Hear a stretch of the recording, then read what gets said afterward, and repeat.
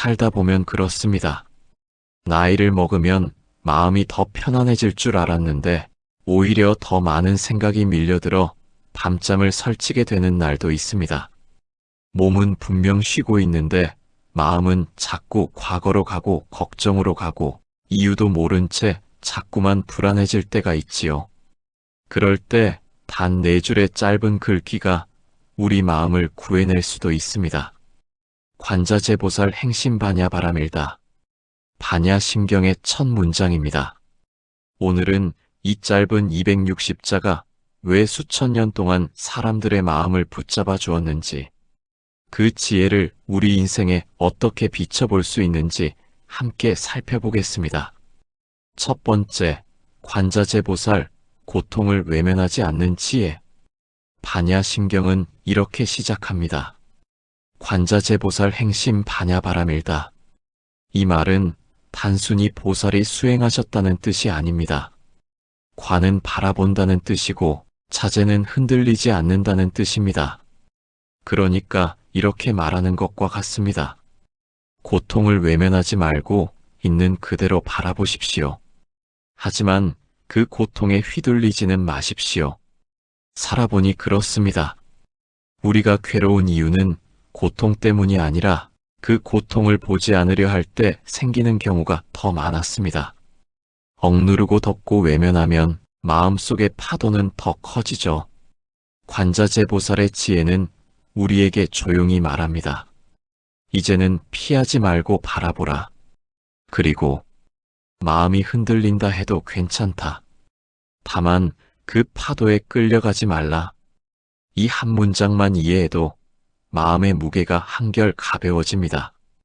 그렇다면 우리는 어떻게 바라봐야 할까요? 관자재보살이 보여준 방법은 생각보다 단순합니다. 눈을 감지 말고 마주하는 것입니다. 예를 들어볼까요? 어느 날 한 할머니가 저를 찾아왔습니다. 스님께 이렇게 물었죠. 스님, 저는 남편을 떠나보낸 지 3년이 됐습니다. 그런데 아직도 아침에 눈을 뜨면 옆자리가 비어 있는 게 너무 슬픕니다. 이 슬픔을 없앨 방법이 없을까요? 스님은 잠시 침묵하시더니 이렇게 말씀하셨습니다. 보살님, 슬픔을 없애려 하지 마십시오. 대신 그 슬픔을 한번 찬찬히 들여다보세요. 그 슬픔 속에 무엇이 있는지. 할머니는 처음엔 이해가 되지 않았습니다. 하지만 그날 밤 조용히 앉아 슬픔을 바라보았습니다. 그리고 깨달았습니다. 그 슬픔 속에는 남편을 향한 그리움이 있었고 함께했던 50년의 세월이 있었고 아침마다 깨워주던 따뜻한 목소리가 있었다는 것을요. 그 순간 할머니는 울었습니다. 하지만 이전과는 다른 눈물이었습니다. 회피의 눈물이 아니라 인정의 눈물이었습니다. 그리고 그 눈물을 흘리고 나니 이상하게도 마음이 조금 가벼워졌습니다. 이것이 바로 관입니다. 바라본다는 것은 외면하지 않는다는 뜻입니다. 우리는 평생 무언가를 피하며 살아왔습니다. 젊었을 때는 실패가 두려워 도전을 피했고, 중년에는 변화가 두려워 안전한 길만 걸었고, 나이 들어서는 외로움이 두려워 혼자 있는 시간을 피했습니다. 하지만 관자재보살은 말합니다. 피할 수 없다면 마주하십시오. 그런데 여기서 중요한 것이 하나 더 있습니다. 바로 자제입니다. 흔들리지 않는다는 것. 이 말이 무슨 뜻일까요? 감정이 없어진다는 뜻이 아닙니다. 슬프면 슬픈 것이고 아프면 아픈 것입니다. 다만 그 감정에 끌려가지 않는다는 뜻입니다. 바다를 생각해 보십시오. 파도가 일어나도 바다의 깊은 곳은 고요합니다. 우리 마음도 마찬가지입니다. 표면에는 슬픔의 파도가 일고 분노의 파도가 일지만 그 깊은 곳에는 흔들리지 않는 고요함이 있습니다. 그것을 찾는 것이 바로 자제입니다. 한 노인이 이런 이야기를 하셨습니다. 나는 전쟁을 겪었고, 사업 실패도 겪었고, 사랑하는 사람들과의 이별도 겪었소. 젊었을 때는 그럴 때마다 세상이 무너지는 줄 알았지. 하지만 나이 들어 돌아보니 깨달았소. 내가 무너진 게 아니라 내 안에 있던 집착이 무너진 거였다는 것을. 그리고 그 집착이 무너지고 나니 오히려 더 자유로워졌소. 이것이 바로 관자재의 지혜입니다. 고통을 바라보되 그 고통에 나를 가두지 않는 것. 슬픔을 느끼되 슬픔이 내 전부가 되지 않게 하는 것. 그렇다면 우리는 일상에서 어떻게 이것을 실천할 수 있을까요? 아주 작은 것부터 시작하면 됩니다. 아침에 일어나서 몸이 아플 때, 이 나이에 당연하지 하고 넘기지 마십시오. 잠시 멈춰서 그 아픔을 바라보세요. 어디가 아픈가? 어떻게 아픈가? 그리고 그 아픔에게 말을 걸어보세요. 그래, 내가 있구나.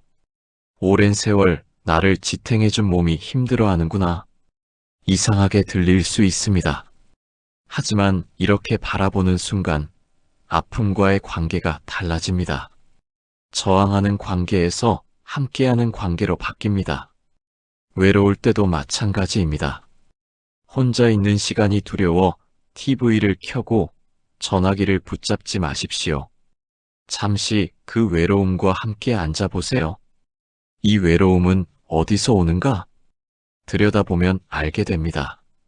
외로움은 사실 연결되고 싶은 마음이라는 것을요. 누군가와 함께하고 싶고 사랑하고 싶은 마음이라는 것을요. 그렇게 이해하고 나면 외로움조차 다정하게 느껴집니다. 나는 아직도 사람을 그리워할 수 있는 따뜻한 마음이 있구나. 이것이 관자재입니다. 바냐바라밀다.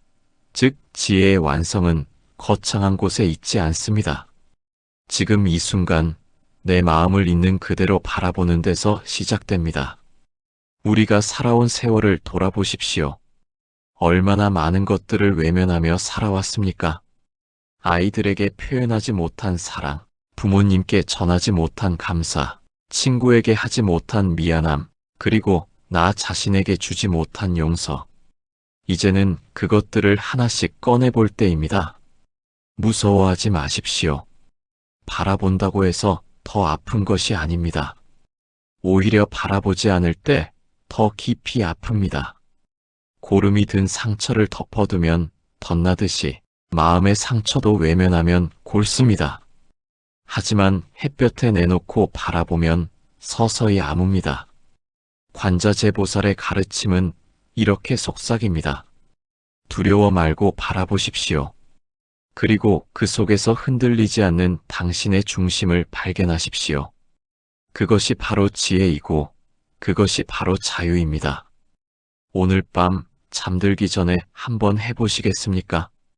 조용히 앉아서 오늘 하루 미뤄두었던 감정 하나를 꺼내보세요. 그것이 슬픔이든 후회든 분노든 상관없습니다. 그저 바라보세요. 이런 마음이 있었구나. 그리고 그 마음에게 말을 걸어보세요. 고마워. 내가 있어서 내가 사람이구나. 이것만으로도 충분합니다. 이것이 바로 관자재보살이 걸었던 길의 첫걸음입니다. 그리고 놀라운 일이 일어납니다. 바라보기 시작하면 고통의 정체가 바뀌기 시작합니다. 마치 어둠 속에서 무서워하던 그림자가 불을 켜고 보니 그저 옷걸이였던 것처럼요. 우리가 평생 피해왔던 그 감정들은 사실 우리를 해치려는 게 아니었습니다. 오히려 우리에게 무언가를 말하려 했던 것입니다. 한 할아버지의 이야기를 들려드리겠습니다. 그분은 70평생 화를 참고 사셨다고 합니다. 직장에서도 가정에서도 늘 참았습니다. 어른이 되려면 참아야 한다고 배우며 자랐으니까요. 그런데 은퇴하고 나니 이상한 일이 생겼습니다. 사소한 일에도 화가 치밀어 올랐습니다. 식당에서 음식이 늦게 나와도 버스가 제 시간에 안 와도 갑자기 화가 났습니다. 내가 왜 이러지? 그분은 자책했습니다. 그러던 어느 날 공원 벤치에 앉아 있다가 문득 생각했습니다. 내 안의 이 화를 한번 제대로 들여다보면 어떨까? 그날 밤 조용히 앉아서 화를 바라보았습니다. 도망가지 않고 억누르지 않고 그냥 바라보았습니다. 그랬더니 화 뒤에 뭔가가 보이기 시작했습니다. 그것은 서러움이었습니다. 평생 자기 감정을 표현하지 못하고 살아온 서러움. 아버지한테도 상사한테도 심지어 자식들한테도 솔직하지 못했던 서러움. 그 서러움을 발견하는 순간 할아버지는 울었습니다. 70년 만에 처음으로 자기 마음을 이해한 눈물이었습니다. 그리고 신기하게도 그 후로 화가 줄어들었습니다. 화를 참은 것이 아니라 화의 뿌리를 이해했기 때문입니다. 이것이 관자재의 힘입니다. 바라봄은 단순히 보는 것이 아닙니다. 이해하는 것입니다. 내 마음이 왜 이런지, 내 감정이 무엇을 원하는지 알아가는 것입니다. 반야심경은 계속해서 이렇게 말합니다. 조교노온 계공 도일체고의 오온, 즉 우리를 이루는 5가지 요소가 모두 공하다는 것을 보았더니 모든 괴로움과 재앙을 건넜다는 뜻입니다. 어렵게 들리시나요? 사실은 아주 단순한 이야기입니다. 우리가 나라고 생각하는 것, 내 것이라고 집착하는 것들이 사실은 계속 변하고 있다는 것을 보라는 뜻입니다. 젊었을 때의 내 몸은 지금의 내 몸이 아닙니다. 30년 전에 생각하던 내 생각은 지금의 내 생각이 아닙니다.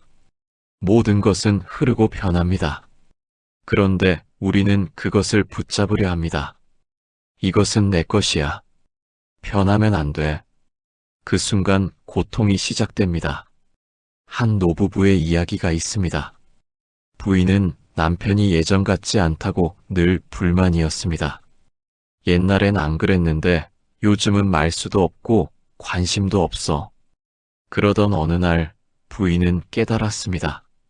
자기가 사랑한 것은 30년 전의 남편이었다는 것을요. 지금 옆에 있는 사람은 30년 전 그 사람이 아닙니다. 세월이 흐르며 변한 지금의 남편입니다. 그 사실을 받아들이는 순간 부인의 마음이 바뀌었습니다. 지금 이 사람은 어떤 사람일까? 새롭게 바라보기 시작했습니다. 그랬더니 보이기 시작했습니다. 말은 없어졌지만 매일 아침 약을 챙겨주는 손길. 표현은 서툴지만 아플 때 걱정하는 눈빛. 30년 전과는 다른 방식이지만 여전히 사랑하고 있었던 것입니다. 이것이 공을 본다는 것입니다. 집착을 놓고 있는 그대로 보는 것입니다. 그러면 모든 것이 달라 보입니다. 늙어가는 내 몸도, 변해가는 내 삶도, 떠나가는 사람들도 모두 자연스러운 흐름으로 보입니다. 그리고 그 흐름에 저항하지 않을 때 비로소 편안해집니다. 어떤 분이 물으셨습니다. 스님, 그럼 아무것도 집착하지 말라는 건가요? 가족도 건강도 아무것도 중요하게 여기지 말라는 건가요? 아닙니다. 집착하지 않는다는 것은 사랑하지 않는다는 뜻이 아닙니다. 오히려 더 깊이 사랑하라는 뜻입니다. 소유하려는 사랑이 아니라 있는 그대로 사랑하라는 것입니다. 꽃을 사랑한다면 꺾어서 화병에 꽂지 마십시오. 흙에 뿌리 내린 채 바람에 흔들리는 그 모습 그대로 사랑하십시오. 그것이 진짜 사랑입니다. 자식을 사랑한다면 내가 원하는 모습으로 만들려 하지 마십시오. 그 아이가 가진 고유한 빛깔 그대로 사랑하십시오. 배우자를 사랑한다면 변하지 않기를 바라지 마십시오. 함께 나이 들어가는 그 변화를 사랑하십시오. 이렇게 사랑할 때 우리는 자유로워집니다. 상대도 나도 모두 자유로워집니다. 관자재보살의 지혜는 여기까지 우리를 이끕니다. 고통을 외면하지 않되 휘둘리지도 않는 것. 변화를 인정하되 그 속에서 변하지 않는 사랑을 발견하는 것. 그리고 그 모든 과정에서 나 자신을 발견하는 것입니다. 이제 우리에게 남은 것은 실천입니다. 오늘부터 시작하십시오. 아침에 눈 뜨면 5분만 조용히 앉아 호흡을 바라보세요. 숨이 들어오고 나가는 것을 그냥 지켜보세요. 그것만으로도 충분합니다. 그리고 하루 중에 한 번 내 감정을 바라보는 시간을 가지세요. 화가 났다면, 아, 내가 지금 화가 났구나 하고 인정하세요. 슬프다면, 지금 내가 슬픈 마음이 있구나 하고 받아들이세요. 외면하지 않는 것, 그것이 시작입니다. 관자재 보살도 처음에는 우리와 똑같았습니다. 고통 앞에서 흔들렸고 두려워했습니다. 하지만 포기하지 않고 바라보았습니다. 그리고 마침내 깨달았습니다. 고통의 끝에는 자유가 있다는 것을요. 우리도 할 수 있습니다. 나이가 들었다고, 너무 늦었다고 생각하지 마십시오. 오히려 지금이 가장 좋은 때입니다. 인생의 무게를 충분히 경험했고, 이제는 그것을 내려놓을 지혜가 생겼으니까요. 반야심경이 우리에게 주는 선물은 바로 이것입니다. 당신은 괜찮습니다. 있는 그대로 괜찮습니다. 두 번째, 깊은 마음에서 나오는 실천, 행심. 그 다음 이어지는 말이 바로 행심입니다.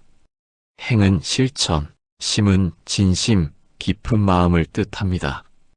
즉, 이렇게 말하는 셈입니다. 지혜는 앉아서 생각하는 것이 아니라 마음으로 느끼고 삶 속에서 직접 실천해야 한다. 나이가 들수록 느끼는 것이 있습니다. 생각만 앞선 지혜는 삶을 바꾸지 못합니다. 하지만 마음에서 우러나온 작은 실천은 우리를 단단하게 만들어줍니다. 괜히 억지로 참아내며 사는 것이 수행이 아니고 억지로 긍정하라고 스스로를 괴롭히는 것도 지혜가 아닙니다. 내 감정이 어떤지 그대로 바라보고 지금 할 수 있는 작은 평온을 실천하는 것. 그것이 바로 행심입니다. 예를 들어, 불안하면 나는 지금 불안하구나 하고 알아차리는 것. 화가 나면 아, 지금 화가 이렇구나 하고 인정하는 것. 그 순간 감정은 우리를 붙잡지 못하게 됩니다. 바로 반야의 지혜가 발현되는 첫걸음입니다. 한 할머니가 이런 경험을 나누셨습니다. 저는 평생 착한 사람으로 살려고 애썼어요. 화가 나도 참고 슬퍼도 참고 늘 웃는 얼굴로 살았죠. 그게 좋은 거라고 배웠으니까요. 그런데 70이 넘으니까 알겠더라고요. 그건 착한 게 아니라 제 마음을 속인 거였다는 걸요. 이 말이 참 가슴에 와닿습니다. 우리는 평생 좋은 사람이 되려고 애써왔습니다. 하지만 좋은 사람이 되려는 마음이 오히려 우리를 힘들게 만들었습니다. 진짜 지혜는 다릅니다. 좋은 사람이 되려 애쓰는 것이 아니라 솔직한 사람이 되는 것입니다. 행심, 즉 진심에서 우러나오는 실천은 바로 여기서 시작됩니다. 내 마음을 있는 그대로 인정하는 것. 그것이 첫 번째 실천입니다. 어떤 분이 물으셨습니다. 스님, 그럼 화가 나면 화를 내도 되는 건가요? 아닙니다. 화를 인정하는 것과 화를 내는 것은 다릅니다. 화를 인정한다는 것은 이렇게 말하는 것입니다. 아, 나는 지금 화가 났구나. 이 감정이 내 안에 있구나. 하지만 화를 낸다는 것은 이렇게 하는 것입니다. 당신이 날 화나게 했어. 당신 때문이야. 차이가 보이시나요? 인정은 나에게 집중하고 화내기는 상대에게 향합니다. 행심의 지혜는 언제나 나로부터 시작됩니다. 한 할아버지의 이야기입니다. 그분은 아들과 20년 넘게 사이가 안 좋았습니다. 아들이 자기 뜻대로 살지 않는다고 늘 불만이었죠. 내가 이렇게 고생해서 키웠는데 왜 내 말을 안 듣나? 그런데 어느 날 깨달았습니다. 화가 난 건 아들 때문이 아니라 자기 기대 때문이었다는 것을요. 내 아들은 이래야 한다는 자기 생각 때문이었습니다. 그날 이후 할아버지는 실천을 시작했습니다. 아들에게 뭔가 바라는 마음이 들 때마다 이렇게 속으로 말했습니다. 아, 지금 내가 기대하고 있구나. 이것은 내 욕심이구나. 그리고 천천히 숨을 쉬었습니다. 처음엔 어색했지만 계속하다 보니 변화가 일어났습니다. 아들을 보는 눈이 달라졌습니다.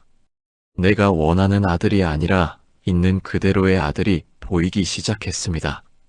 그리고 놀랍게도 관계가 풀리기 시작했습니다. 할아버지가 변하니 아들도 마음을 열었습니다. 이것이 행심입니다. 거창한 수행이 아닙니다. 지금 이 순간 내 마음을 알아차리고 작은 선택을 하는 것입니다. 반야심경은 이렇게 계속됩니다. 행심 반야바라밀다시. 깊은 마음으로 지혜의 완성을 실천할 때 이 말 속에 담긴 뜻은 깊습니다. 지혜는 머리로 아는 것이 아니라 온몸으로 살아내는 것입니다. 우리가 살아온 세월을 돌아보십시오. 책에서 읽은 좋은 말들이 얼마나 많습니까? 하지만 그 말들이 삶을 바꾸었습니까? 대부분은 그냥 좋은 말로 남았을 뿐입니다. 왜 그럴까요? 머리로만 알고 가슴으로 느끼지 못했기 때문입니다. 그리고 무엇보다 실천하지 않았기 때문입니다. 한 스님이 이런 말씀을 하셨습니다. 부처님 말씀을 1000번 읽는 것보다 한 번 실천하는 것이 낫다. 맞는 말입니다. 우리에게 필요한 것은 더 많은 지식이 아닙니다. 지금 가진 지혜를 삶 속에서 실천하는 것입니다. 그렇다면 구체적으로 어떻게 실천할까요?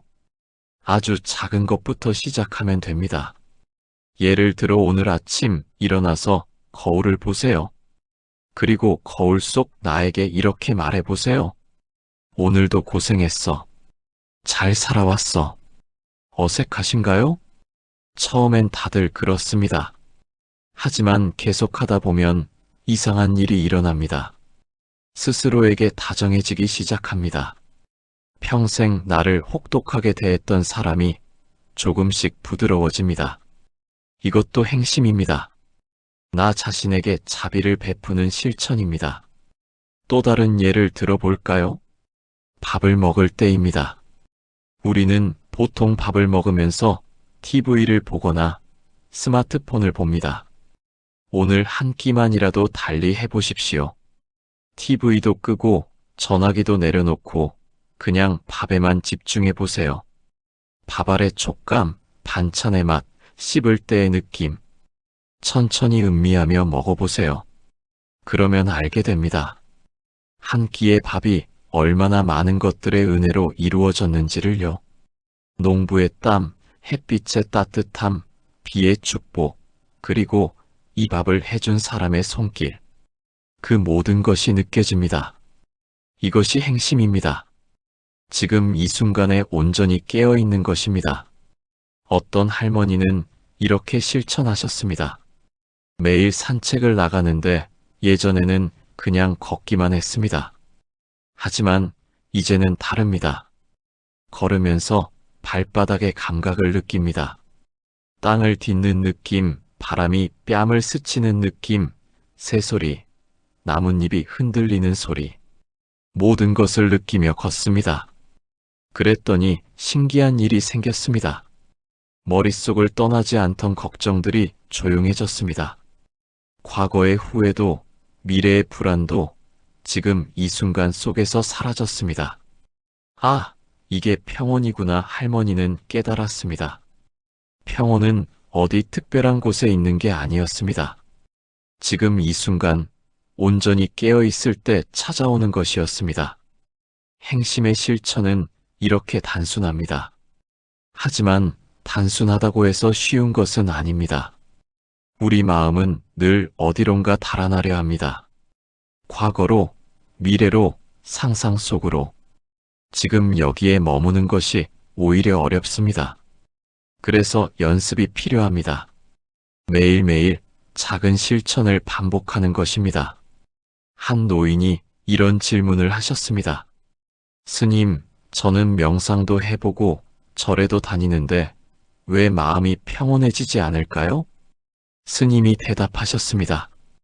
보살님, 명상을 할 때 무엇을 기대하십니까?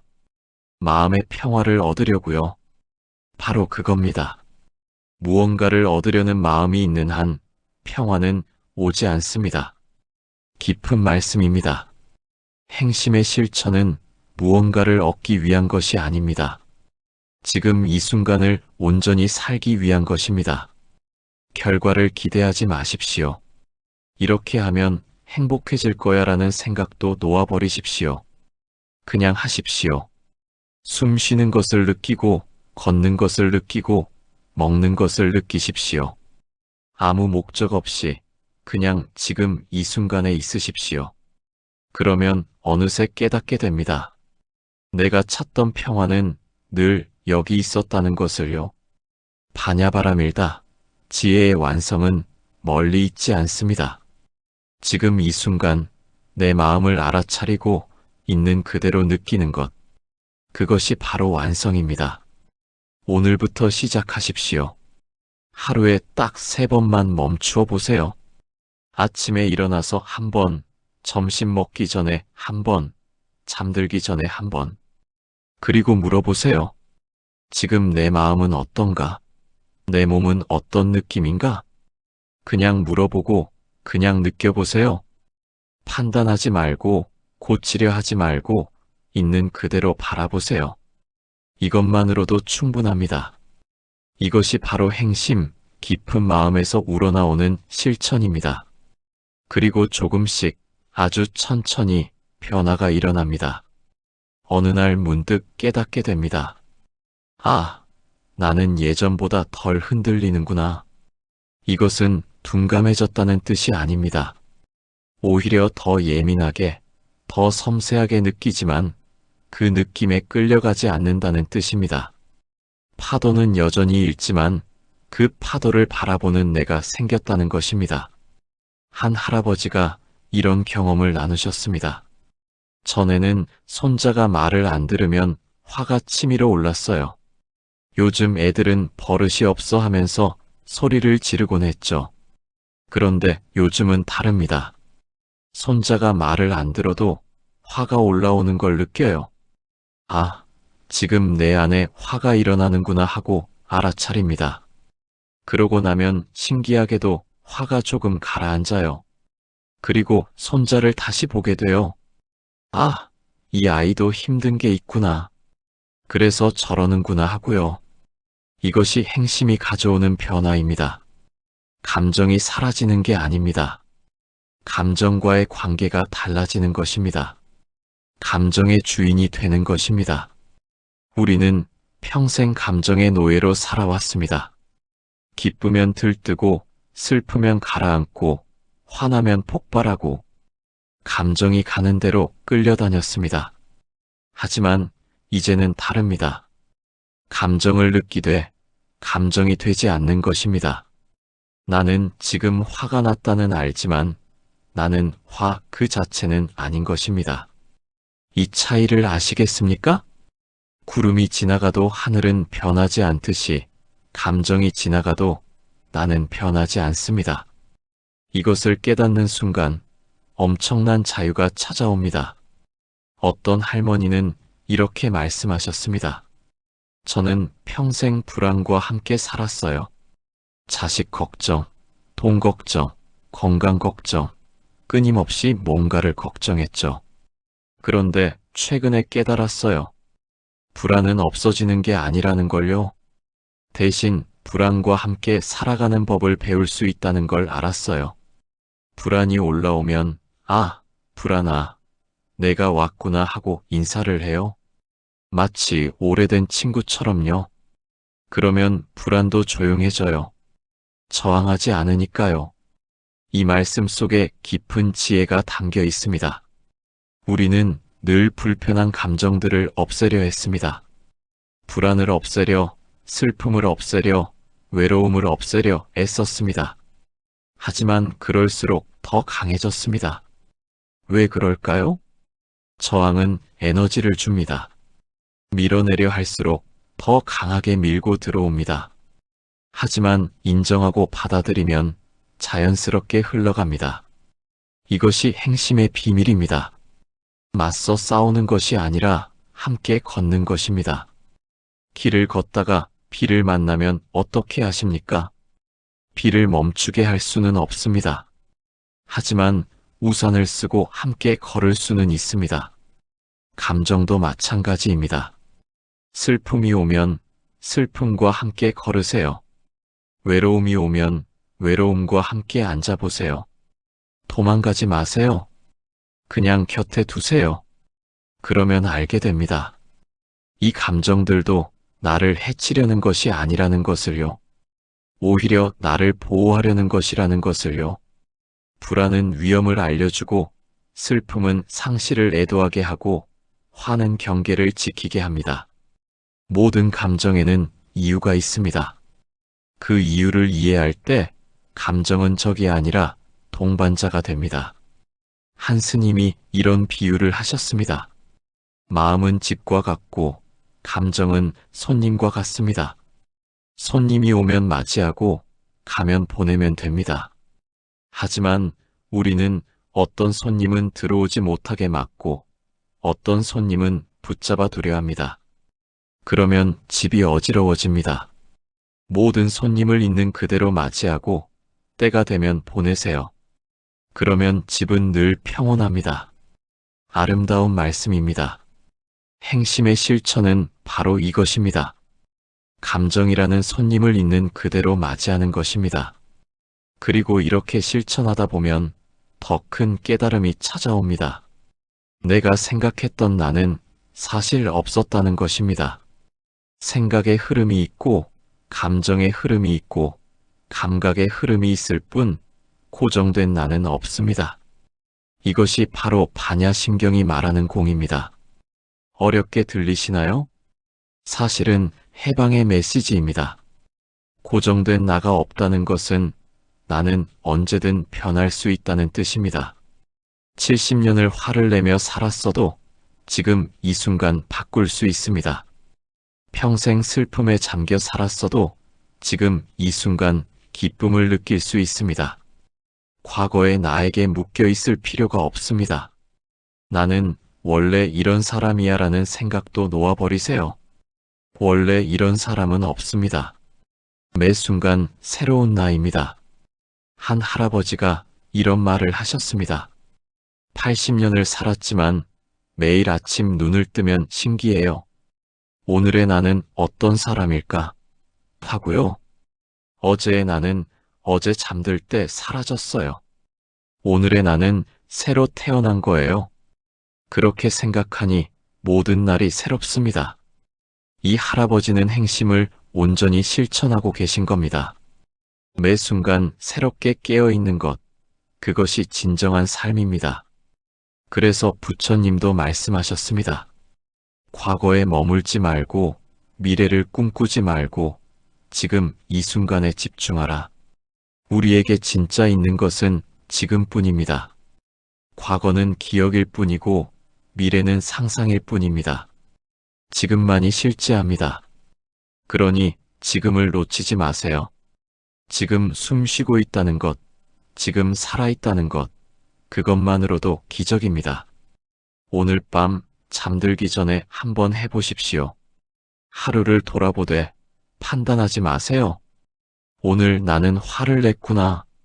슬펐구나. 기뻤구나. 그냥 바라보세요. 그리고 말하세요. 오늘도 열심히 살았어. 고마워. 자신에게 고맙다고 말하는 것, 이것도 행심입니다. 나를 사랑하는 실천입니다. 행심 반야바라밀다. 깊은 마음으로 지혜를 실천하는 것, 그것은 멀리 있지 않습니다. 지금 이 순간 내 마음을 알아차리는 것에서 시작됩니다. 그리고 그 알아차림을 놓치지 않고 계속 이어가는 것입니다. 하루에 한 번이라도, 아니 하루에 한순간이라도 괜찮습니다. 온전히 깨어있는 그 순간이 당신의 삶을 바꿀 것입니다. 세 번째, 오온이 공함을 깨달을 때 번뇌가 풀리다. 반야심경의 핵심 문장은 대부분 이렇게 말합니다. 조견오온계공 도일체고액. 오온을 관찰하니 모두 공하고 그래서 모든 괴로움이 사라졌다는 뜻입니다. 여기서 말하는 오온은 우리를 이루는 5가지 요소입니다. 색, 몸, 형태, 수, 느낌, 감정, 상, 생각, 기억, 행, 의지, 선택, 식, 의식, 알아차림. 우리가 괴로워하는 거의 모든 것은 이 5가지에서 일어납니다. 나는 이런 모양이 되어야 한다. 사람들에게 이런 대접을 받아야 한다. 과거는 이랬어야 하고 미래는 이래야 한다. 이런 생각들에 마음이 묶일 때 번뇌는 끝없이 이어집니다. 하지만 반야의 지혜로 보면 이 모든 것이 공, 즉 변하고 얽히고 잠시 머무른 것들입니다. 공하다는 것은 없다는 뜻이 아니라 영원히 고정된 실체가 없다는 뜻입니다. 그러니 집착할 필요도 원망할 필요도 없습니다. 마음속 매듭도 자연히 느슨해집니다. 한 할머니가 이런 이야기를 하셨습니다. 저는 평생 제 외모 때문에 고민했어요. 젊었을 때는 예쁘지 않다고 속상했고 나이 들어서는 늙어간다고 괴로웠죠. 거울 볼 때마다 한숨이 나왔어요. 그런데 어느 날 깨달았어요. 제가 괴로워한 건 이 몸 때문이 아니라 이 몸이 이래야 한다는 생각 때문이었다는 거요. 바로 이것입니다. 오온 중 첫 번째, 색에 대한 집착입니다. 우리 몸, 우리의 형태는 계속 변합니다. 아이에서 청년으로, 청년에서 중년으로, 중년에서 노년으로 한순간도 멈춰 있지 않습니다. 하지만 우리는 이 변화를 받아들이지 못합니다. 예전 같지 않아 하며 괴로워합니다. 그런데 생각해 보십시오. 예전 같을 수가 있습니까? 모든 것은 흐르는데 내 몸만 멈춰 있을 수 있습니까? 불가능합니다. 이것을 인정하는 순간 몸에 대한 집착이 놓입니다. 아, 이 몸도 자연의 흐름 속에 있구나. 그렇게 받아들이면 주름도 흰머리도 굽어가는 허리도 모두 자연스러워집니다. 저항이 사라지니 괴로움도 사라집니다. 두 번째, 수입니다. 느낌과 감각, 감정입니다. 어떤 할아버지가 말씀하셨습니다. 나는 화를 내면 안 되는 사람이라고 생각했어요. 가장으로서, 아버지로서, 어른으로서 늘 참아야 한다고 배웠으니까요. 그래서 화가 날 때마다 억눌렀죠. 그런데 그게 쌓이고 쌓여서 나중엔 작은 일에도 폭발하게 되더라고요. 이것이 수에 대한 집착입니다.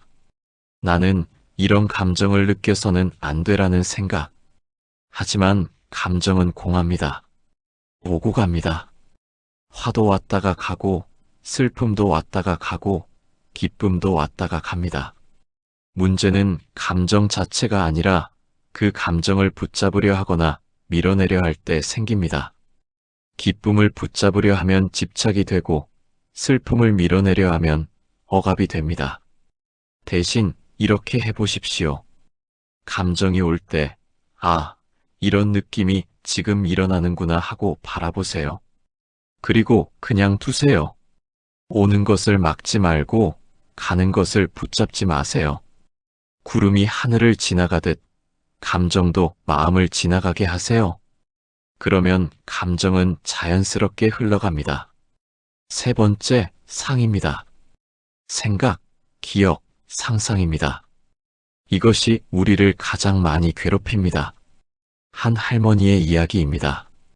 저는 30년 전 일을 아직도 생각해요. 친구가 제게 했던 말 한마디가 아직도 마음에 걸려요.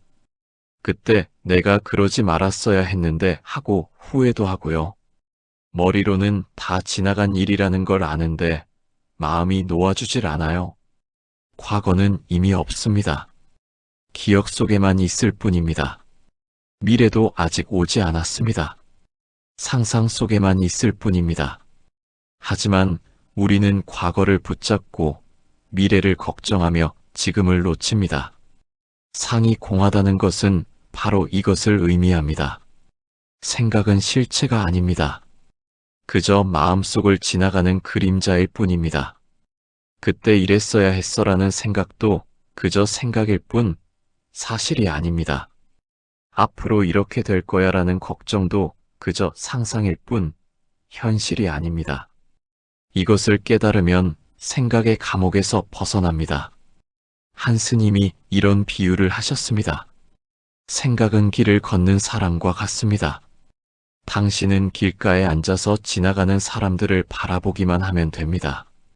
어떤 사람이 지나가든 그냥 저런 사람이 지나가는구나 하고 보세요. 쫓아가지도 말고 붙잡지도 마세요. 아름다운 말씀입니다. 생각을 통제하려 하지 마세요. 그냥 바라보세요. 지금 과거를 후회하는 생각이 지나가는구나. 지금 미래를 걱정하는 생각이 일어나는구나. 이렇게 바라보기만 해도 생각의 힘이 약해집니다. 네 번째 행입니다. 의지, 선택, 습관입니다. 어떤 할아버지가 이런 말씀을 하셨습니다. 나는 평생 완벽해야 한다고 생각하며 살았어요. 일도 완벽하게, 가정도 완벽하게, 모든 것을 완벽하게 해야 한다고요. 그게 옳은 줄 알았어요. 그런데 나이 들고 보니 그건 강박이었더라고요. 그 때문에 얼마나 많은 것을 놓쳤는지 몰라요. 행에 대한 집착입니다. 이렇게 해야 해, 저렇게 해야 해라는 생각. 물론 의지는 필요합니다. 하지만 그 의지가 집착이 되면 고통입니다. 반드시 이래야만 해라는 생각은 우리를 올가맵니다. 행도 공합니다. 내가 선택한 것도 내 습관도 모두 변할 수 있습니다. 70년을 어떤 방식으로 살았다 해도 지금 이 순간 다르게 살 수 있습니다. 나는 원래 이런 사람이야 라는 생각을 놓아버리세요. 원래 그런 사람은 없습니다. 다섯 번째, 식입니다. 의식, 알아차림입니다. 이것이 가장 미묘합니다. 우리는 나라는 것이 있다고 생각합니다. 고정되고 변하지 않는 나. 하지만 잘 들여다보면 나는 계속 변합니다. 10년 전의 나와 지금의 나는 생각도 다르고 느낌도 다르고 가치관도 다릅니다.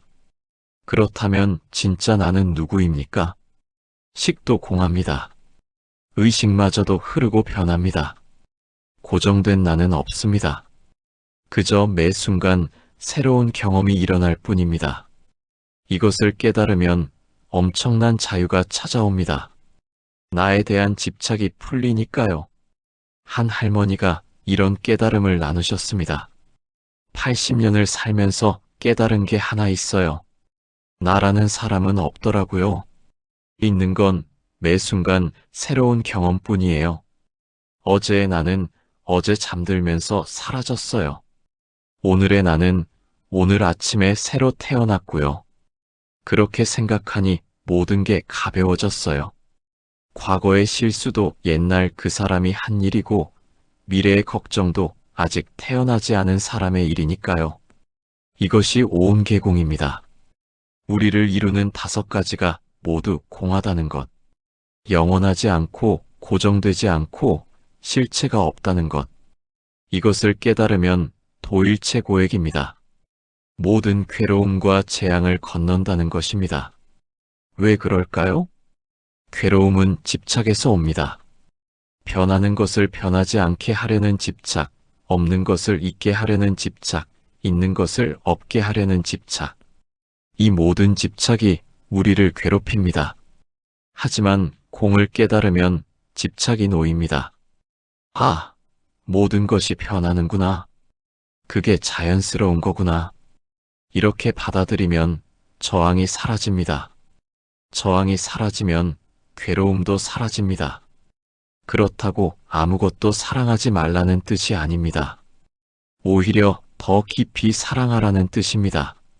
소유하려는 사랑이 아니라 있는 그대로 사랑하는 것입니다. 꽃을 사랑한다면 영원히 피어 있기를 바라지 마세요. 피고 지는 그 모습 전체를 사랑하세요. 사람을 사랑한다면 변하지 않기를 바라지 마세요. 함께 늙어가는 그 변화를 사랑하세요. 이것이 진정한 사랑입니다. 집착 없는 사랑, 자유로운 사랑입니다. 오늘 밤 잠들기 전에 생각해 보십시오. 내가 괴로워하는 것은 무엇인가? 그리고 물어보세요. 그것은 정말 영원할까? 그것은 정말 고정된 것일까? 들여다보면 알게 됩니다. 모든 것이 흐르고 변한다는 것을요. 그리고 그 흐름에 나를 맡길 때 비로소 평화가 찾아온다는 것을요. 오온계공, 도일체고액. 이 한 문장 속에 모든 해답이 있습니다. 그렇다면 우리는 어떻게 이 공을 체험할 수 있을까요?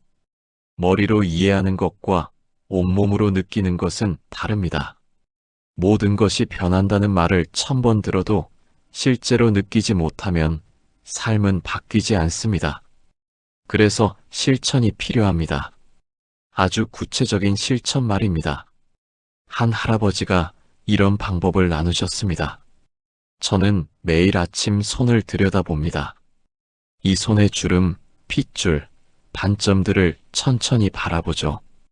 그리고 생각해요. 이 손이 아기였을 때는 어땠을까? 청년이었을 때는 어땠을까? 일하고, 자식 키우고, 밥 짓고, 손자 안아주고, 이 손이 얼마나 많은 변화를 겪었나 생각하면 신기해요. 그러다 보면 깨달아요. 아, 이 손도 계속 변해왔구나. 나도 계속 변해왔구나. 이것이 세계 공함을 체험하는 방법입니다.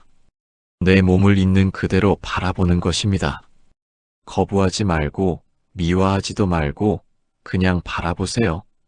주름진 얼굴, 굽은 허리, 힘없는 다리. 이 모든 것이 세월의 흐름을 보여줍니다. 그리고 그 흐름 속에서 우리는 여전히 살아 숨쉬고 있습니다. 이것이 얼마나 놀라운 일입니까? 감정의 공함은 어떻게 체험할까요? 한 할머니의 방법입니다. 화가 나면 저는 타이머를 켭니다. 5분만 화를 관찰해 보기로 해요. 가슴이 답답한가, 얼굴이 뜨거운가, 주먹이 쥐어지나.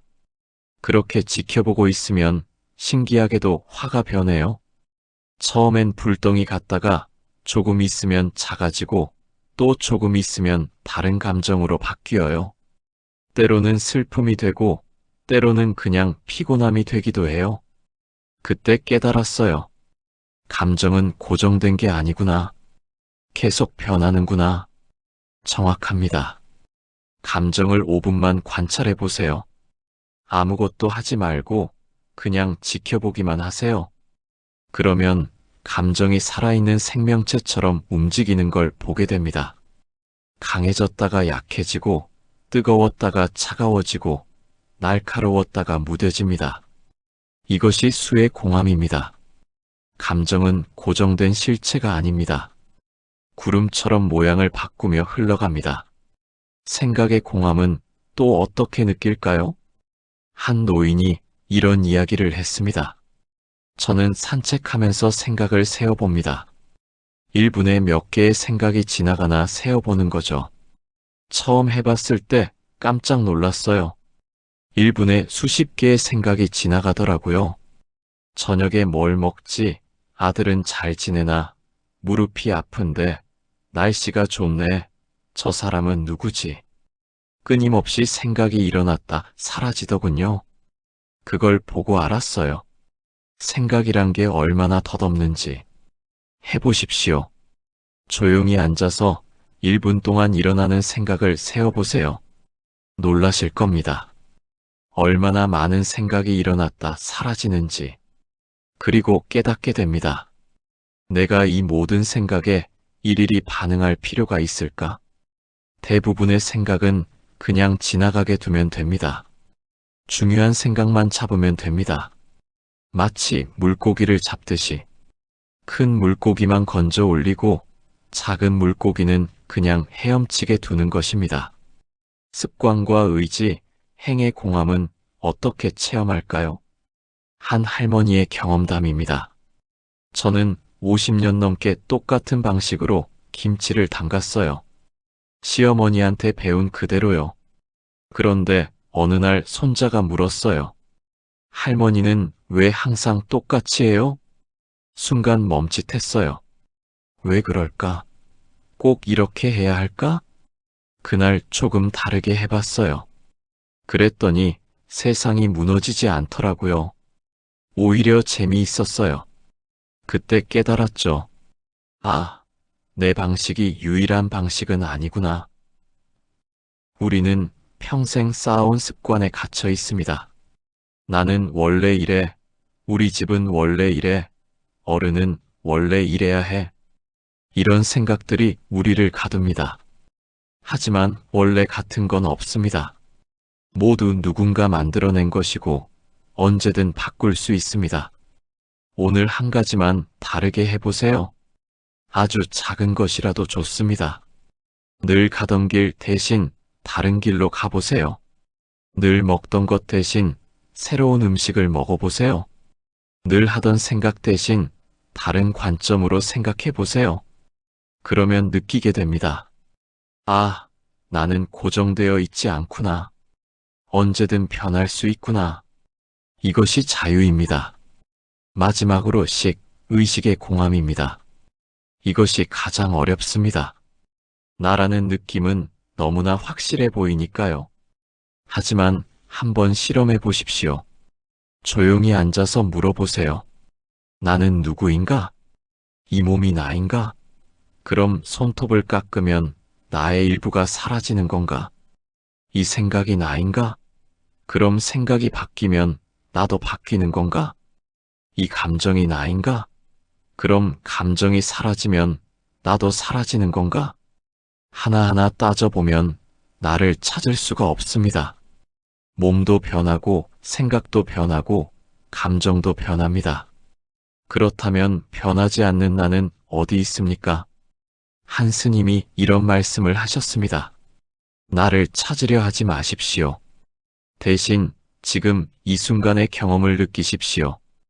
바람이 뺨을 스치는 느낌, 새소리, 햇살의 따뜻함. 이것이 전부입니다. 경험만 있을 뿐 경험하는 고정된 나는 없습니다. 어렵게 들리십니까? 사실은 해방의 메시지입니다. 고정된 나가 없다는 것은 나는 무한한 가능성이라는 뜻입니다. 과거의 나에 묶일 필요가 없습니다. 나는 원래 소심한 사람이야 라는 생각도 버리세요. 나는 원래 화를 잘 내는 사람이야 라는 생각도 버리세요. 원래 그런 나는 없습니다. 매 순간 새로운 나입니다. 지금 이 순간 당신은 어떤 사람이 되고 싶으십니까?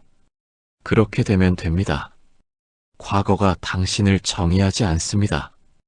이것이 오온계공의 진정한 의미입니다.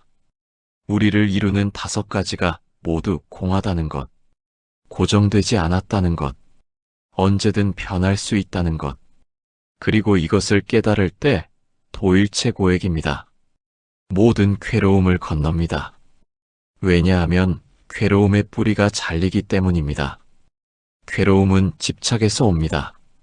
이것은 이래야 해, 나는 이래야 해, 세상은 이래야 해. 이런 고정된 생각에서 괴로움이 생깁니다. 하지만 모든 것이 공하다는 것을 알면 집착이 놓입니다. 아, 모든 것이 변하는구나. 그게 자연이구나. 이렇게 받아들이면 평화가 찾아옵니다. 한 할아버지가 말씀하셨습니다. 80년을 살았지만 요즘이 가장 편하네요. 왜 그런지 아세요? 이제는 아무것도 붙잡으려 하지 않아서예요. 좋은 일이 오면 반기고 가면 보내고, 나쁜 일이 오면 맞이하고 가면 보내고, 모든 게 구름처럼 왔다 가는구나 하고 바라보니까 마음이 편해요. 이것이 우리가 도달해야 할 경지입니다. 거창한 게 아닙니다. 그냥 자연스럽게 사는 것입니다. 흐름에 저항하지 않고 흐름과 함께 가는 것입니다. 오늘부터 연습해 보십시오. 하루에 한 번 이렇게 물어보세요. 지금 내가 붙잡고 있는 것은 무엇인가? 그것이 정말 영원할까? 그리고 조용히 놓아보세요. 놓는다고 해서 사랑이 사라지는 것이 아닙니다. 오히려 더 깊은 사랑이 찾아옵니다. 집착 없는 사랑, 자유로운 사랑입니다. 오온계공, 도일체고액. 이 8글자 속에 모든 가르침이 담겨 있습니다.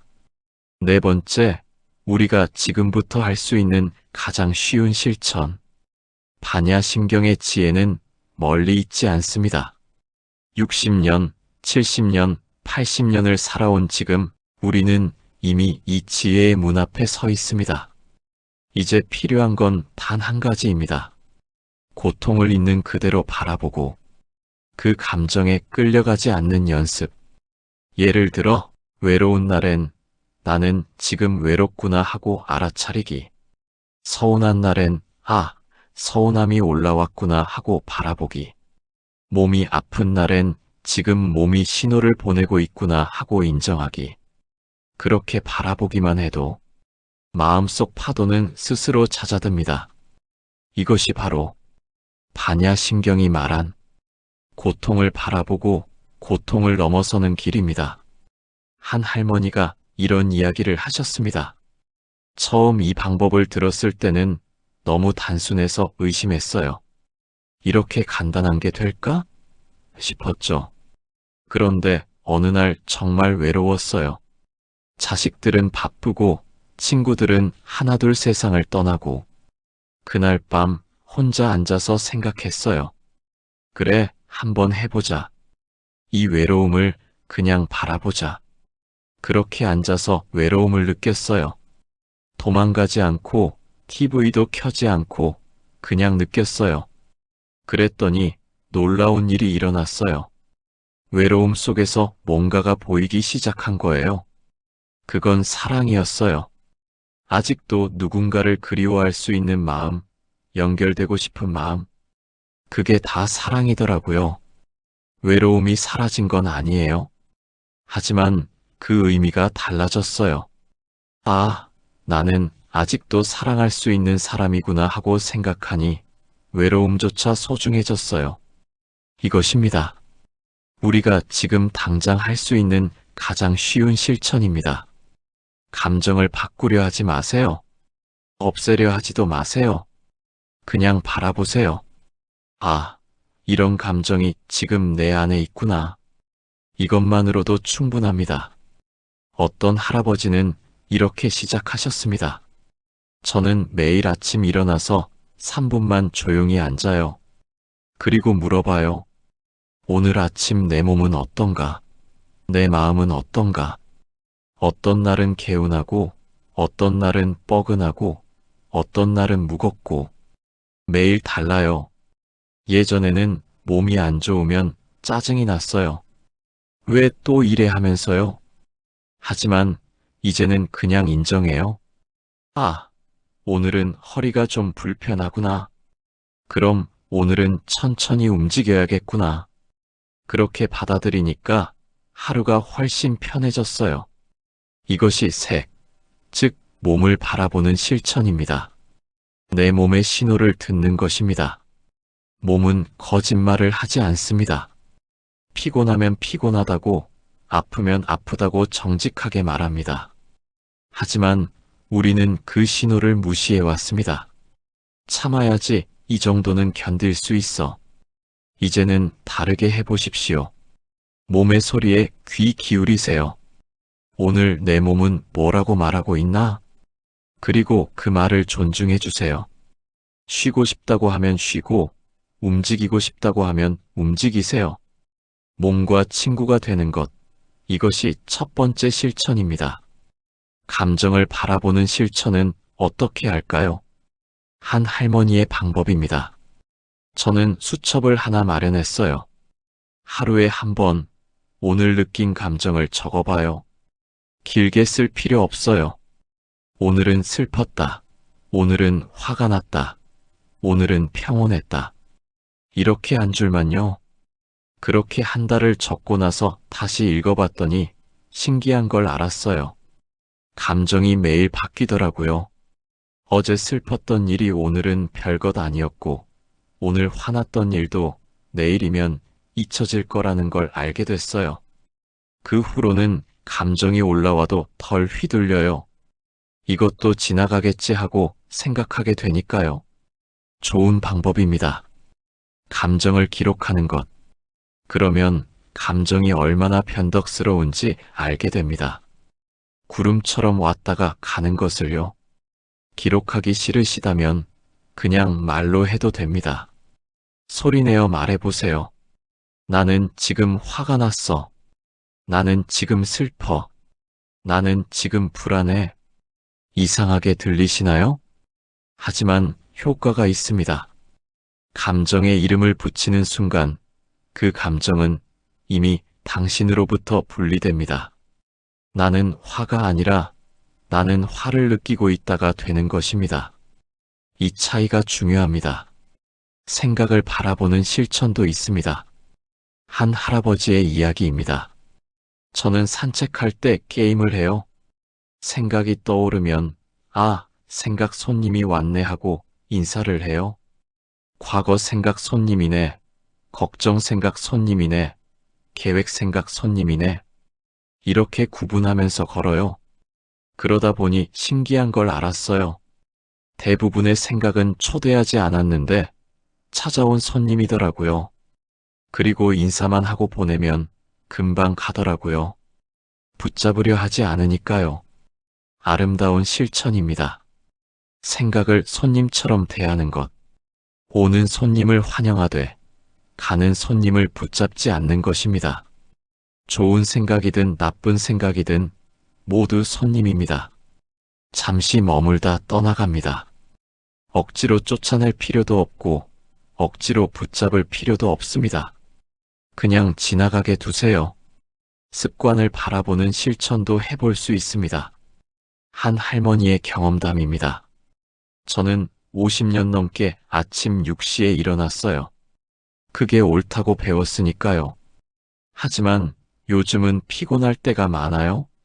어느 날 생각했죠. 왜 꼭 6시에 일어나야 하지? 누가 그러래? 그래서 어제는 7시에 일어났어요. 세상이 무너지지 않더라고요. 오히려 몸이 편했어요. 그날 깨달았어요. 아, 내가 만든 규칙에 내가 갇혀 있었구나. 우리는 스스로 만든 감옥에 갇혀 있습니다. 이래야 해, 저래야 해라는 규칙들. 그 규칙들을 한번 들여다보세요. 이건 정말 필요한 걸까? 이건 정말 나를 위한 걸까? 필요 없는 규칙은 과감히 버리세요. 당신의 삶입니다. 당신이 편한 방식으로 살면 됩니다. 남들 눈치 볼 나이가 아닙니다. 이제는 나를 위해 살 때입니다. 그리고 가장 중요한 실천이 있습니다. 바로 호흡입니다. 한 스님이 이런 말씀을 하셨습니다. 호흡만큼 좋은 스승은 없습니다. 호흡은 항상 지금 이 순간에 있습니다. 과거에도 미래에도 없고 오직 지금만 있습니다. 그래서 호흡을 따라가면 자연스럽게 지금 이 순간으로 돌아옵니다. 맞는 말씀입니다. 하루에 한 번, 3분만이라도 호흡에 집중해 보세요. 편하게 앉아서 숨이 들어오고 나가는 것을 느껴보세요. 다른 생각이 들어와도 괜찮습니다. 그냥 생각이 들어왔네 하고 알아차리고 다시 호흡으로 돌아오세요. 이것을 반복하다 보면 놀라운 일이 일어납니다. 마음이 고요해집니다. 복잡하던 생각들이 정리됩니다. 불안하던 마음이 안정됩니다. 호흡은 우리를 항상 지금으로 데려옵니다. 어떤 분이 이렇게 말씀하셨습니다. 스님, 이런 실천들을 언제까지 해야 하나요? 스님이 대답하셨습니다. 언제까지 숨을 쉬실 건가요? 죽을 때까지요. 그럼 이 실천도 그때까지 하시면 됩니다. 그렇습니다. 이것은 특별한 수행이 아닙니다. 그냥 사는 것입니다. 깨어있게 사는 것입니다. 내 몸을 느끼고, 내 감정을 알아차리고, 내 생각을 바라보며 사는 것입니다. 이것이 바로 바냐바라밀다. 지혜의 완성입니다. 멀리서 찾을 필요가 없습니다. 산속 깊은 곳에 들어갈 필요도 없습니다. 지금 여기 당신이 있는 그곳에서 할 수 있습니다. 부엌에서 설거지하며 마당에서 꽃에 물 주며 공원 벤치에 앉아 햇살을 쬐며 일상의 모든 순간이 수행입니다. 한 할아버지가 아름다운 말씀을 하셨습니다. 젊었을 때는 깨달음이 뭔가 특별한 거라고 생각했어요. 번쩍하는 빛이 오고 갑자기 모든 게 이해되는 그런 거요. 하지만 나이 들어 알았어요. 깨달음은 평범한 거더라고요.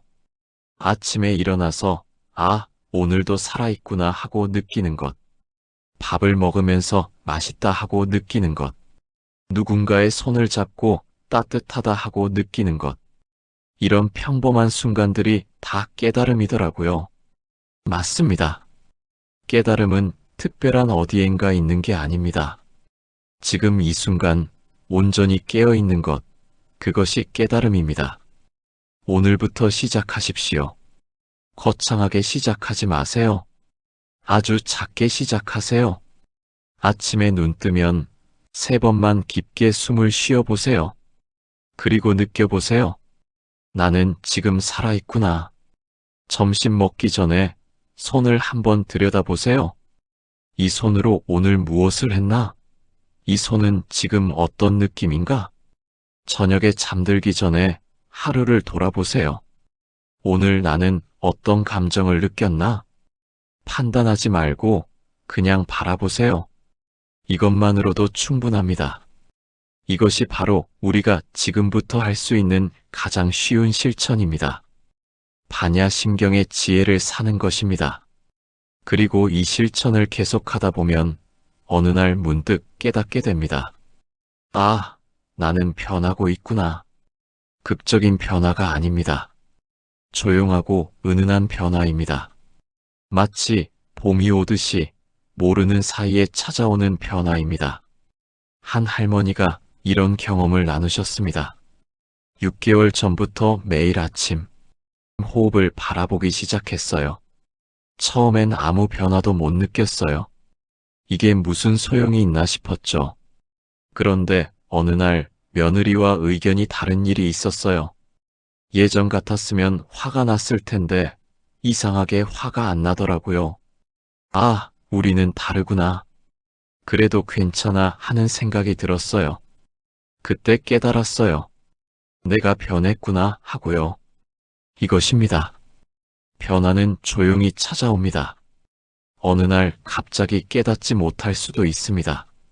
하지만 뒤돌아보면 알게 됩니다. 예전에 나는 저렇게 반응했었는데 지금의 나는 다르구나. 그 변화가 바로 지혜의 열매입니다. 어떤 할아버지는 이렇게 말씀하셨습니다. 전에는 뉴스를 보면 화가 났어요. 세상이 왜 이 모양인가? 사람들은 왜 저 모양인가? 하루 종일 짜증이 났죠. 그런데 요즘은 달라요. 뉴스를 봐도 아, 저런 일이 있구나 하고 받아들여져요. 세상을 바꾸려고 애쓰지 않아요. 대신 내가 할 수 있는 작은 일을 해요. 옆집 할머니 안부를 묻고 아파트 화단에 물을 주고. 그게 더 평화로워요. 지혜는 우리를 변화시킵니다. 세상과 싸우는 사람에서 세상과 함께 사는 사람으로, 바꾸려는 사람에서 이해하려는 사람으로, 판단하는 사람에서 수용하는 사람으로. 이것이 반야의 힘입니다. 그리고 이 변화는 주변 사람들에게도 영향을 미칩니다. 한 할머니의 이야기입니다. 제가 변하니까 가족들도 변하더라고요. 제가 잔소리를 안 하니까 아들이 오히려 전화를 더 자주 해요. 제가 요구를 안 하니까 며느리가 오히려 더 잘해줘요. 신기해요. 내가 놓아주니까 사람들이 스스로 다가오더라고요. 이것이 공의 역설입니다. 붙잡으려 하면 달아나고 놓아주면 돌아옵니다. 집착하면 관계가 무거워지고 자유롭게 하면 관계가 가벼워집니다. 반야신경이 가르치는 것이 바로 이것입니다. 놓아줌의 지혜입니다. 하지만 여기서 오해하지 말아야 할 것이 있습니다. 놓아준다는 것은 포기한다는 뜻이 아닙니다. 무관심해진다는 뜻도 아닙니다. 오히려 더 깊이 관심을 갖되 집착하지 않는 것입니다. 한 스님이 이런 비유를 하셨습니다. 새를 사랑한다면 어떻게 해야 할까요? 새장에 가둬야 할까요? 아니면 날게 해야 할까요? 진짜 사랑은 날게 하는 것입니다. 떠나갈 수도 있습니다. 하지만 그게 새를 위한 길입니다. 그리고 신기하게도 자유를 준 새는 다시 돌아옵니다. 우리의 관계도 마찬가지입니다. 자식을, 배우자를, 친구를 새장에 가두지 마세요. 날게 하세요. 그들의 선택을 존중하세요. 그들의 삶을 믿으세요. 그러면 관계가 숨을 쉽니다. 살아있는 관계가 됩니다. 어떤 분이 물으셨습니다. 스님, 그럼 아무것도 바라지 말라는 건가요? 아닙니다. 바라되 집착하지 않는 것입니다. 그 차이가 뭔가요? 바람은 씨앗을 심는 것이고 집착은 꽃이 피기를 강요하는 것입니다. 아름다운 답변입니다. 우리는 씨앗을 심을 수 있습니다. 좋은 말 한마디, 따뜻한 손길 하나, 진심 어린 관심. 이것들이 씨앗입니다. 하지만 언제 싹이 트고 언제 꽃이 필지는 우리가 정할 수 없습니다. 자연의 때가 있습니다. 기다릴 줄 아는 것, 이것도 지혜입니다. 한 할아버지가 이렇게 말씀하셨습니다. 손자에게 좋은 할아버지가 되고 싶었어요. 그래서 이것저것 가르치고 조언하고 잔소리했죠. 그랬더니 손자가 저를 피하더라고요. 마음이 아팠어요. 그래서 방식을 바꿨어요. 가르치려 하지 않고 그냥 함께 있었어요. 말없이 손을 잡아주고 옆에 앉아있고 필요할 때 도와주고. 그랬더니 손자가 다가오기 시작했어요. 이제는 먼저 전화를 하고 주말에 놀러 와요. 아무것도 강요하지 않으니까 오히려 가까워졌어요. 이것이 반야의 실천입니다. 있는 그대로 사랑하는 것입니다. 조건 없이, 기대 없이 그냥 사랑하는 것입니다. 그리고 이런 실천을 계속하다 보면 또 하나 놀라운 일이 생깁니다. 나 자신에게도 자비로워집니다. 한 할머니의 고백입니다. 저는 평생 제 자신에게 가혹했어요. 더 잘해야 해, 더 열심히 해야 해, 이래서는 안 돼. 끊임없이 저를 채찍질했죠. 그런데 이제는 달라요. 실수해도 괜찮아. 사람이면 다 그래 하고요. 못한 것보다 한 것을 보려고 해요. 그랬더니 마음이 편해졌어요. 저 스스로가 제 친구가 된 기분이에요. 이것입니다. 자기 자신에게 친절해지는 것, 자기 자신을 용서하는 것, 이것이 모든 실천의 시작입니다. 그리고 거울 속 당신에게 말하세요. 고생 많았어. 정말 잘 살아왔어. 이제는 좀 쉬어도 돼. 충분히 했어. 사랑해. 있는 그대로 사랑해. 어색하실 겁니다. 처음엔 다들 그렇습니다. 하지만 계속하다 보면 이상한 일이 일어납니다. 정말로 나를 사랑하게 됩니다. 조건 없이 있는 그대로. 이것이 바로 반야신경이 우리에게 주는 가장 큰 선물입니다. 나를 발견하는 것. 진짜 나 있는 그대로의 나를 만나는 것. 그리고 그 나를 사랑하는 것. 60년, 70년, 80년을 살아오셨습니다. 정말 고생 많으셨습니다. 남을 위해, 가족을 위해, 사회를 위해 열심히 사셨습니다. 이제는 나를 위해 사셔도 됩니다. 남의 눈치 보지 말고, 남의 기대에 맞추지 말고, 나답게 사세요. 하고 싶은 것 하고, 먹고 싶은 것 먹고, 만나고 싶은 사람 만나세요. 짧은 인생입니다. 남은 시간, 나를 위해 쓰십시오. 그것이 이기적인 게 아닙니다. 그것이 지혜입니다. 내가 행복해야 주변 사람들도 행복합니다. 내가 평화로워야 세상도 평화롭습니다. 모든 것은 나로부터 시작됩니다. 그러니 오늘부터 시작하십시오. 작은 실천 하나씩. 아침의 호흡, 점심의 알아차림, 저녁의 돌아봄. 이것만으로도 당신의 삶은 달라질 것입니다. 조용히, 은은하게, 하지만 확실하게. 반야신경의 지혜가 당신의 삶 속으로 스며들 것입니다. 그리고 어느 날 문득 깨닫게 될 것입니다.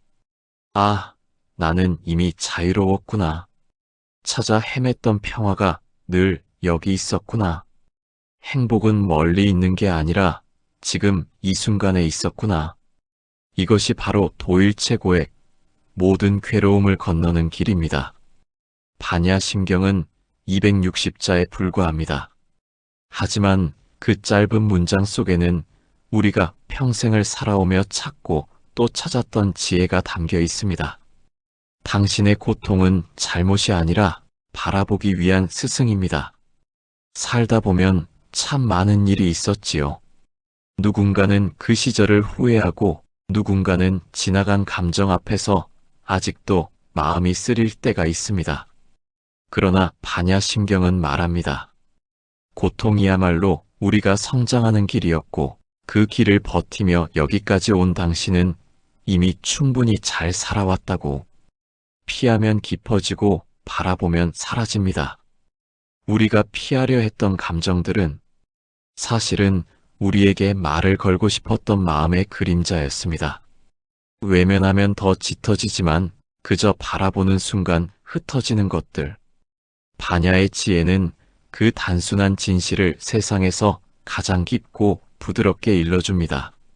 지혜는 멀리 있는 게 아니라 당신의 마음 안에 이미 있습니다.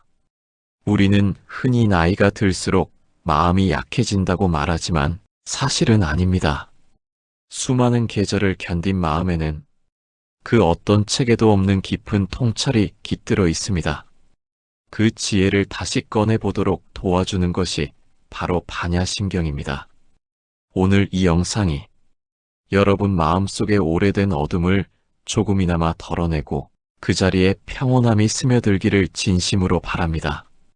그리고 우리가 걸어온 인생도 앞으로 이어질 시간도 반야의 가르침처럼 더 가볍고 더 자유롭기를 바랍니다. 혹시 오늘 영상이 마음에 와닿았다면 좋아요와 구독은 저에게 큰 힘이 됩니다. 여러분과 이런 깊은 이야기를 더 나눌 수 있도록 그 작은 응원은 크나큰 격려가 됩니다. 그리고 혹시 불교의 향, 염주, 단주, 작은 법구 같은 마음을 맑게 하는 물건들에 관심이 있으시다면 제가 운영하는 작은 불교용품 쇼핑몰도 한번 편하게 구경해 보셔도 좋습니다. 영상 아래 링크에서 언제든 들러주세요. 무언가를 사지 않아도 괜찮습니다. 그저 마음이 머물 곳이 필요한 분들께 작은 쉼이 되길 바라는 마음으로 운영하고 있습니다. 인생의 후반부는 무언가를 더 이루는 시간이 아니라 이제껏 살아온 나를 이해하고 사랑하는 시간입니다. 그 길 위에서 오늘 이 반야의 지혜가 당신의 마음에 작은 등불 하나로 남기를, 그리고 그 등불이 앞으로의 날들을 더 따뜻하게 비추어 주기를 진심으로 기도드립니다. 고맙습니다.